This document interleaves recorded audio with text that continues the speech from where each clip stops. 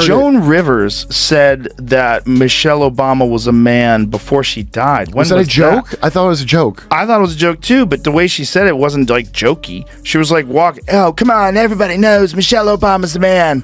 Like, remember that? Yeah, like for that. Well, I think she died because she had 1,000 plastic surgeries. But yeah, she was going under. Yeah. She just sees these big black arms coming over her face.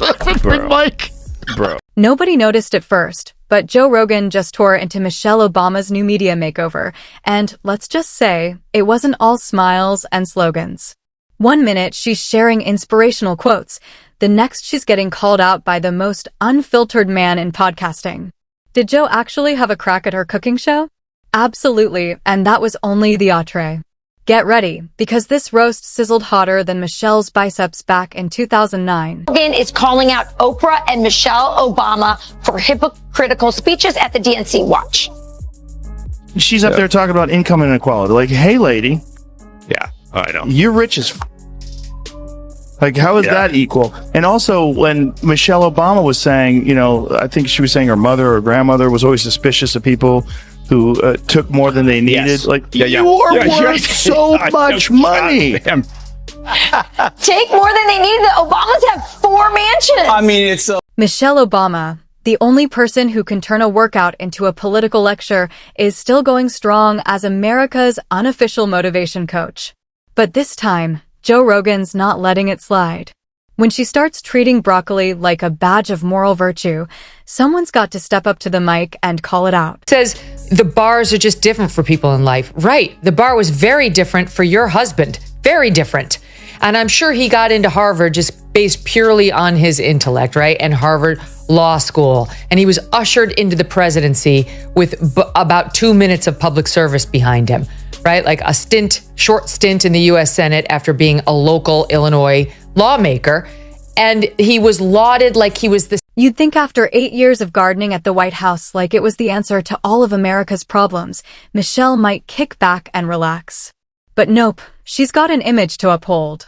One that basically says, I do push-ups, so I know what's best for your kids, your pantry, your mindset, and probably your cholesterol too. She had her kids.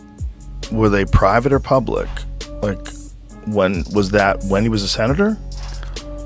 I don't know. I just know that Like, he was a senator, right? Yes, Before he became president. for sure. So I don't- what, law school, yeah. Senate? I have no issue because I want to live. I have no issue with Big Mike. I don't care that they killed that sex slave in Martha's Vineyard. That's what happens to sex slaves. They drown in ponds. That's what happens. You fuck the ruling class, you drown a pond. That's what happens. If you get your little mouthy, you go into the pond. I don't have a problem with it. I have no problem. I think it's good. I actually think it's good.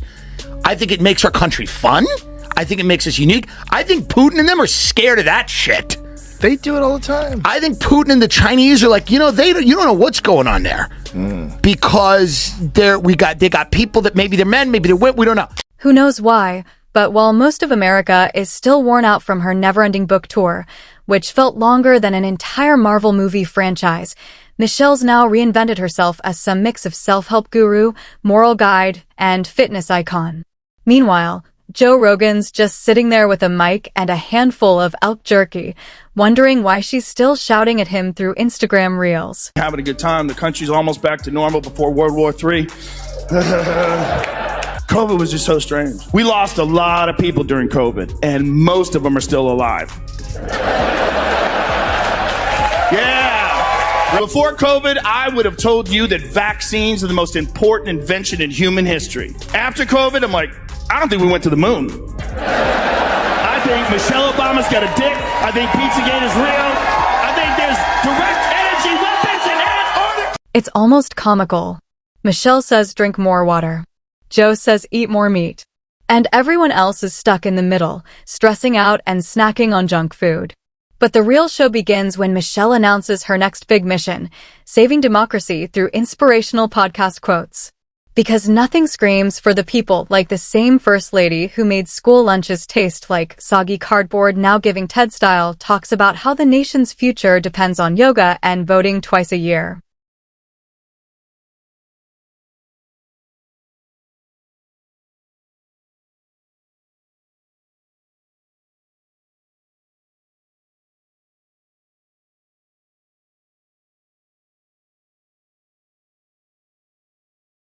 Just so proud of how you are being a role model for dealing with a child that's transgender. Absolutely. And that's, that warms my heart, particularly as a Black man.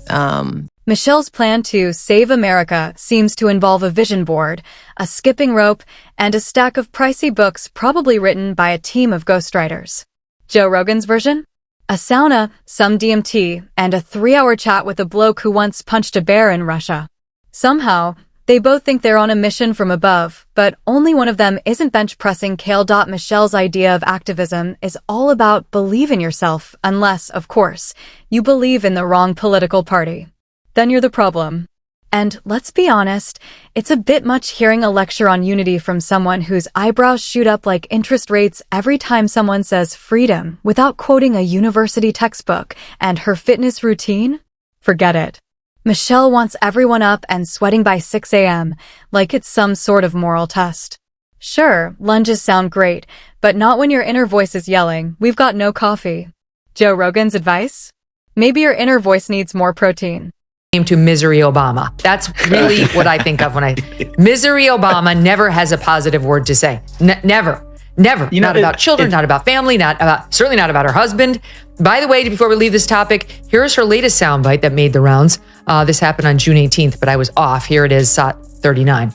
You should have threw a boy in the mix. I would. I'm so glad I didn't have a boy. Yeah. Because he would have been a Barack Obama. Baby Barack. It would have been amazing. Ooh, no, I would have felt for him. She just borrowed our boys. Yes, I got plenty. Wow. Did you catch that? She's glad she didn't have a boy because he would have been a Barack Obama. And that's a hard pass for her. This woman can't stand him. The strangest part? Michelle still acts like she's in office. She'll post something like, "We must fight for the soul of our nation," and suddenly you're looking at your bag of chips like it caused global warming. You know who doesn't do that? Joe Rogan. He'd look you dead in the eye and say, "Eat the chip. Just don't be soft about it." Michelle's taken self-righteousness, political science degree, and told you your anxiety could be cured with quinoa and deep breathing. Now, Joe's no saint. The bloke still thinks a multivitamin stack might bring world peace. But when he talks about masculinity, he's not wearing Lululemon, cradling a rescue puppy, and quoting Maya Angelou like he's on a special forces mission. Michelle, for all her toned arms and polished speeches, thinks she's uniting people, but really, she's just equally irritating everyone. Even conservatives have run out of eye rolls. There's a fine line between empowering and condescending, and Michelle's been strutting down that line like it's a runway. Every time she flashes that motivational grin while scolding people for not doing enough, somewhere a framed inspirational quote spontaneously combusts. Michelle Obama and Harris. Harris comes back as the vice president. Michelle Obama's the president. We get a double dose of diversity. They'll win. Let's go, champ. They'll win. And then who's on the Republican side? DeSantis? Trump and DeSantis. They have to make a super team. It's the only way they win. Interesting. That's the only way they win. So let me be as honest and clear as I possibly can. Donald Trump is the wrong president for our country. He has had more than enough time to prove that he can do the job, but he is clearly in over his head. He cannot meet this moment. He simply cannot be who we need him to be for us. It is what it is. Michelle's got a knack for making the obvious sound deep. Drink water. Cheers, Michelle. Get moving. Groundbreaking stuff.